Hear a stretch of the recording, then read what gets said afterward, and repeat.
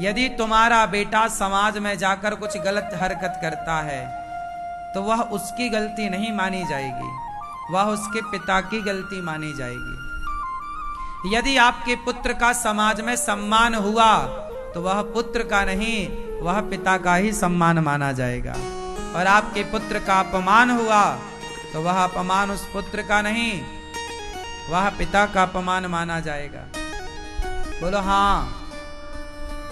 यदि आपका बेटा गलत काम में लग गया तो वो गलती केवल उस बेटे की मानी जाएगी, क्या पिता की नहीं मानी जाएगी? इसलिए पिता का धर्म है कि वह अपने पुत्रों को इतना बढ़िया संस्कार दे दे कि जैसे लोहा और सोना। मैं एक उदाहरण से आपको समझाना चाहूंगा। माना कि ये सोना है, माना कि ये लोहा है, और मैंने दोनों को एक बाल्टी पानी में डाला। 1 तोला सोना डाला मैंने और 1 तोला लोहा डाला मैंने पानी में, और पानी मैंने 1 साल के लिए भर करके छोड़ दिया। 1 साल बाद जब मैं वापस गया तो बताओ मुझे क्या मिलेगा और क्या नहीं मिलेगा? बोलो जोर से। सोना मिलेगा और लोहा, लोहा 1 साल के अंदर वह पानी में जंग खाकर घुलकर समाप्त हो चुका होगा। कुछ अवशेष मिल सकते हैं, कुछ अवशेष मिलने की संभावना तो है, लेकिन जस का तस तो केवल सोना ही मिलेगा। ना उसकी चमक में कोई कमी होगी, ना तो उसकी कीमत में कोई कमी होगी। बस आपके द्वारा दिए गए संस्कार आपके बच्चों को सोना बना देता है। और फिर वह सोना जब आपके बेटा संस्कार पाकर घर से निकलते हैं तो वह कितनी कुसंगति में जाकर रह लें, कुसंग का प्रभाव कभी आपके बच्चों पर नहीं पड़ता, क्योंकि वो सोना हो चुके होते हैं। पानी बिगाड़ेगा तो लोहे को बिगाड़ेगा, सोने को नहीं बिगाड़ सकता। यदि आपके बच्चे संस्कारहीन हैं तो वो लोहा है। तो लोहा, यदि आपके बच्चों को आपने संस्कार नहीं दिए तब तो बिगड़ जाएंगे कुसंग में। आपका बेटा यदि संस्कार पाकर सोना हो गया है, अब ये दास अनिरुद्ध है आपके सामने, मेरे सामने कितने भी शराबी आप बिठा दो, कितने भी गलत लोग बिठा दो, उन गलत लोगों का प्रभाव मुझ में नहीं आएगा, बल्कि मेरा प्रभाव उन में से कुछ लोगों में चला जाएगा। जब आप सोना होते हैं तब पानी आपका, पानी कुसंग है। लोहा के लिए पानी सत्संग है कि कुसंग है? बोलो। लोहे को पानी बिगाड़ देता है कि नहीं? बोलो हाँ। तो आपके बच्चों के लिए कुसंग ही पानी है, तो कुसंग आपको बिगाड़ देगा। अच्छा, यदि आप लोहा हैं तब तो आपको कुसंग का पानी बिगाड़ेगा, पर आप सोना हो गए तो फिर पानी क्या बिगाड़ेगा? सोने का क्या बिगाड़ेगा? 100 साल तक पड़ा रहे सोना पानी में, बिगड़ेगा? बोलो। बस एक बार सोना होने की देर है। अच्छा ये बताओ, क्या लोहा कभी सोना हो सकता है? उत्तर उत्तर उत्तर, हाँ या ना? हाँ। लोहा सोना हो सकता है। कब? जब लोहे को पारस मणि मिल जाए।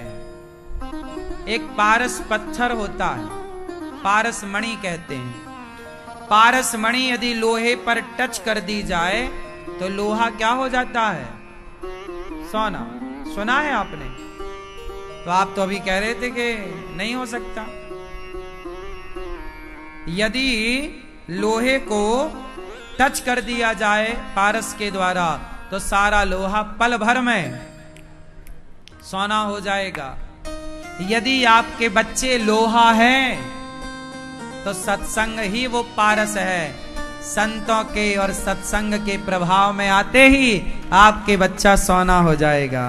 और एक बार संस्कार का सत्संग का रंग चढ़ा तो फिर कुसंग उनका कभी कुछ नहीं बिगाड़ सकता। सही है।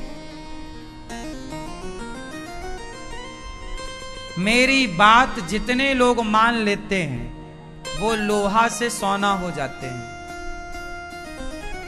क्यों? मेरी बात जितने मान लेंगे वो लोग लोहे से सोना हो जाएंगे। और एक बार सोना बना तो फिर वो लोहा नहीं हो सकता। पारस के टच से, स्पर्श से लोहा सोना तो बन सकता है, फिर वो सोना कभी लोहा नहीं हो सकता। एक बार व्यक्ति कुसंग का सत्संग में आ जाए तो सुधर सकता है, पर सुधर कर वो खुद भी बिगड़ना चाहे तो उसका मन उसे बिगड़ने नहीं देगा। बस एक बार पक्का वाला सुधर जाए, फिर आप चाह करके भी नहीं बिगड़ सकते। इतनी ताकत है संस्कारों में। इसलिए हमारे पुराने लोग बच्चों को पैसे कम, संस्कार ज्यादा देते थे, है ना। तो आप लोग भी सत्संग से जुड़ें। औरों को भी इसलिए कहता हूं कथा सुना करो, भागवत सुना करो। आप टीवी पर नहीं सुन सकते, मोबाइल पर सुना करो। मक्खी की कीमत क्या है आप बताओ? नहीं बताएंगे आप?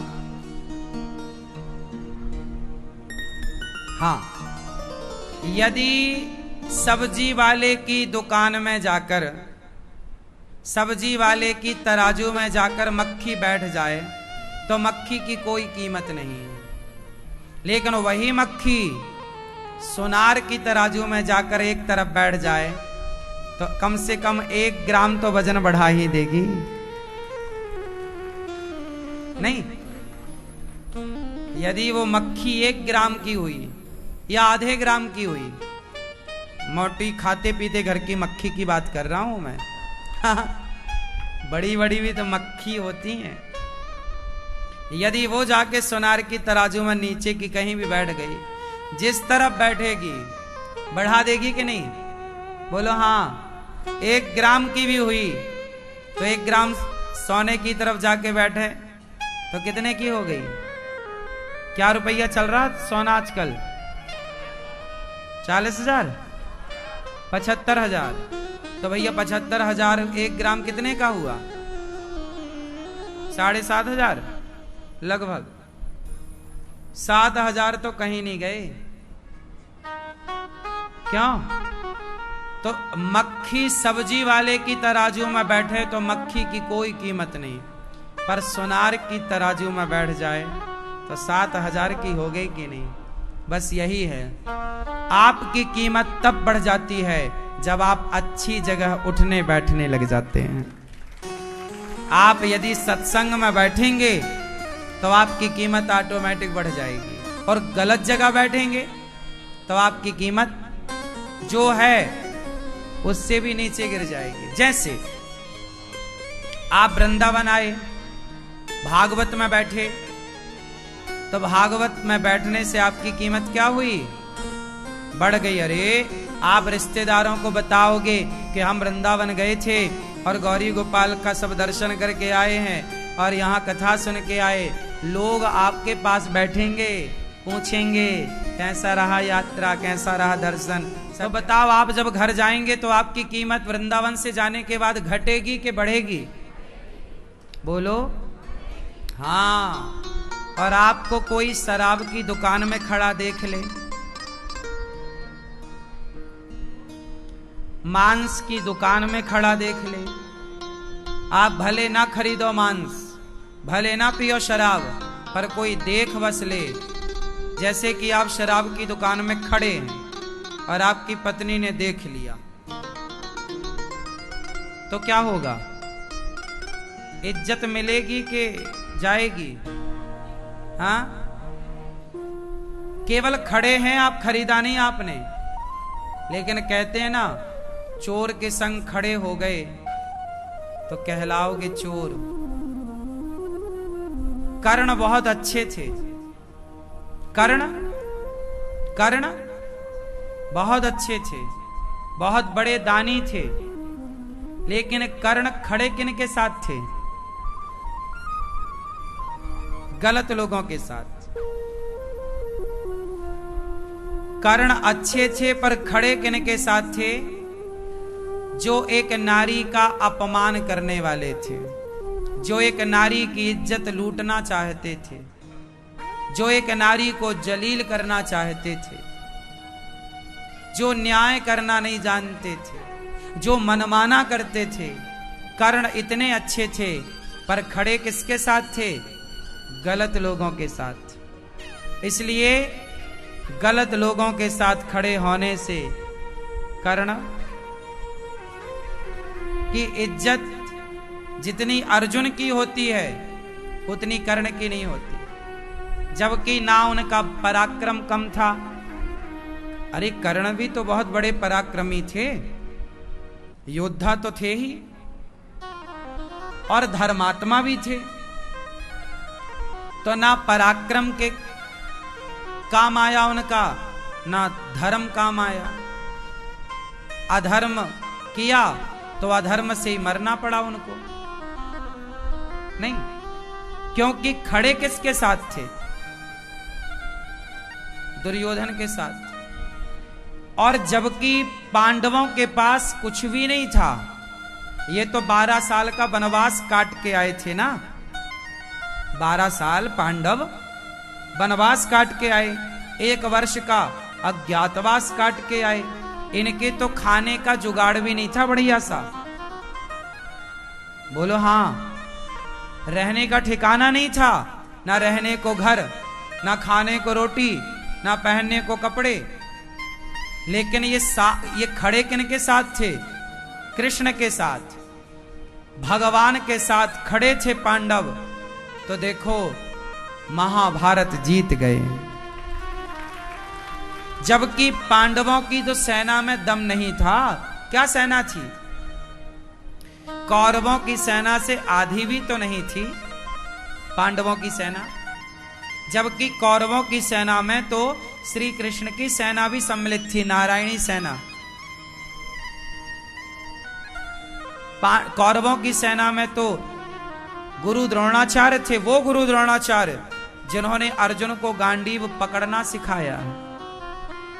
उस सेना में तो वो थे पितामह, जिनको मारने वाला कोई दुनिया में था ही नहीं। इच्छा मृत्यु का वरदान था, जब अपन मरना चाहे तब मरेंगे, नहीं कोई मार ही नहीं सकता। ऐसे पितामह का सामना कोई नहीं कर सकता था। परशुराम जी भी इनसे संतुष्ट हो गए युद्ध करके, परशुराम जी। तो फिर और अर्जुन में क्या दम थी साहब? अर्जुन में क्या दम थी? पितामह का सामना अर्जुन नहीं कर सकते थे, ये तो सच्चाई यही है। अर्जुन का पलड़ा वो तो कृष्ण के होने से भारी हो गया। महाभारत में यदि कृष्ण ना होते तो अर्जुन और पांडव क्या महाभारत जीतने की स्थिति में थे? उत्तर थे नहीं। कोई नहीं जिता सकता था पांडवों को यदि कृष्ण ना होते तो। पितामह जैसे इच्छा मृत्यु वाले दुर्योधन के साथ खड़े हो गए, गुरु द्रोणाचार्य दुर्योधन के साथ खड़े हो गए। जब आप गलत के साथ खड़े हो जाते हैं तो आपका धर्म, आपका बल अपने आप कमजोर हो जाता है, आधा तो खत्म, क्योंकि आप खड़े गलत के साथ। और यदि आप सही के साथ खड़े तो आपकी शक्ति डबल हो जाएगी। जैसे पांडवों का बल डबल हो गया क्योंकि वो धर्म के साथ थे। और भगवान किसका साथ दिए? कौरवों का क्यों नहीं दिए? क्योंकि कौरव अधर्म के साथ थे जबकि पांडव धर्म के साथ थे, और भगवान हमेशा धर्म का साथ देते हैं। इसलिए हम आपसे बस इतना कहना चाहते हैं कि आप धर्म को मत छोड़िएगा। आपका बल पराक्रम अलग है, मायने नहीं रखता। सारे बलशाली धड़ाम गिर गए धर्म के आगे, कौरवों पर धर्म भारी पड़ गया। इसलिए आप खड़े किसके साथ होते? जिसके साथ खड़े होंगे उसके गुण आचरण आप में आ जाएंगे। जब पितामह भीष्म को बाणों की सैया पर लेटना पड़ा तो भीष्म पितामह से सवाल हुआ कि पितामह आप तो बहुत धर्मात्मा थे, धर्म को जानने वाले थे, ये बताओ कि जब द्रौपदी की साड़ी खिंच रही थी तो आपने कुछ बोला क्यों नहीं? कोई प्रयास क्यों नहीं किया? कुछ तो कहते ना। आपके पास पराक्रम था, दुशासन जैसे तो आप मसल सकते थे दुशासन को ऐसे। पितामह इतने ताकतवर थे कि दुशासन जैसे 100 आ जाते, 100 नहीं 1000 आ जाते तो ये 1000 मिलकर पितामह का बाल नहीं उखाड़ सकते थे, बाल भी बांका नहीं कर सकते। इतना पराक्रम था पितामह भीष्म का। बात समझ रहे हो? हल्के में मत लेना पितामह को, ये सामान्य योद्धा नहीं है। पितामह को इच्छा मृत्यु का वरदान है पहला, कोई मार ही नहीं सकता था। और उनके शरीर को किसी में ऐसी ताकत थी ही नहीं कि उनके शरीर में बाण को आर पार कर सके। क्या मारता कोई? पितामह चाहते तो दुशासन को पकड़ कर ऐसे मसल देते, मर जाता। क्यों नहीं उठे? द्रौपदी चिल्लाती रही बचाओ बचाओ। पितामह आप क्यों नहीं गए? तो सुनो पितामह ने क्या कहा। पितामह ने कहा, हे श्याम सुंदर, जब बाण लगे मुझे तो मेरा शरीर का सारा खून बह गया। जब अर्जुन ने बाण मारे तो बाण की सैया पर लेटे, तो बाणों की सैया पर लेटने से पितामह का सारा रक्त, ब्लड, खून जमीन पर गिर पड़ा। पितामह ने कहा कि मैंने दुष्ट दुर्योधन का अन्न खाया था। मैंने अन्न किसका खाया? दुष्ट दुर्योधन का, और उसी खाने से मेरे शरीर में रक्त बना। तो मेरा रक्त दुर्योधन के अन्न से दूषित हो गया, और जब रक्त दूषित हुआ तो मेरी बुद्धि भी दूषित हो गई। इसलिए मुझे वहां पर धर्म और अधर्म समझ नहीं आया, इसलिए मैं चुप रहा। एक बात बताएं, एक कहावत तो सुनी होगी कि जैसा खाए अन्न वैसा रहे मन। पितामह जैसों की बुद्धि दुर्योधन जैसे पापी के अन्न खाकर बिगड़ गई, तो आप गलत अन्न खाओगे और आपकी हमारी बुद्धि बिगड़ जाए तो इसमें कोई आश्चर्य ना मान लेना। आज समाज की बुद्धि भ्रष्ट क्यों है? क्योंकि गलत अन्न खा रहे, गलत खा रहे, बेईमानी का खा रहे हैं, चोरी का खा रहे हैं, डाका डालकर खा रहे हैं। आजकल तो आदमी को जैसा मिल जा रहा है वैसा खा रहा है।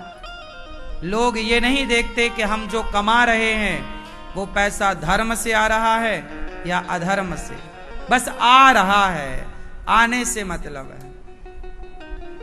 इसलिए आज लोग, आपके पास खाने को बहुत है लेकिन आपके पेट में आज भूख ही नहीं है, पच ही नहीं रहा। पहले के लोग तो बढ़िया साग रोटी खाते थे, दवा के 10 रोटी, और 90-100 साल तक जीते थे। और आज तुम बादाम काजू पिस्ता खा के भी 60-65 पे ही निपट रहे हो। बोलो हाँ, सही है। इसलिए आज का अन्न दूषित है। इसलिए पुराना एक रिवाज था कि लोग सबके हाथ का नहीं खाते थे, उसी के हाथ का खाते थे जिसका आचार विचार पवित्र हो। यदि दुर्योधन का अन्न मैं भी खाऊं तो मेरी भी बुद्धि दुर्योधन जैसी हो जाएगी,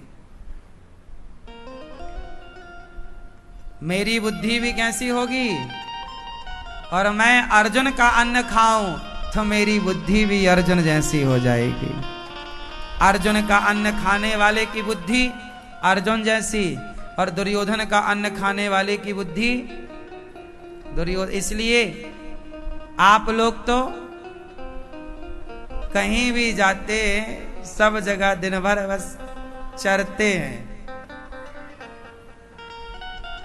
आप लोग खाते नहीं हैं, चरते हैं। हाँ या ना? जो मिल जाए वो चरने लग जाएंगे, जो मिल जाए। तुम किसी के भी हाथ का खा रहे हो, पता नहीं वो नहाया है कि नहीं, वो शुद्ध है कि नहीं, वो पवित्र है कि नहीं। सुनो, जब हम भोजन करते हैं तो सिर्फ भोजन नहीं करते, भोजन में भोजन बनाने वाले के गुण भी प्रवेश करते हैं।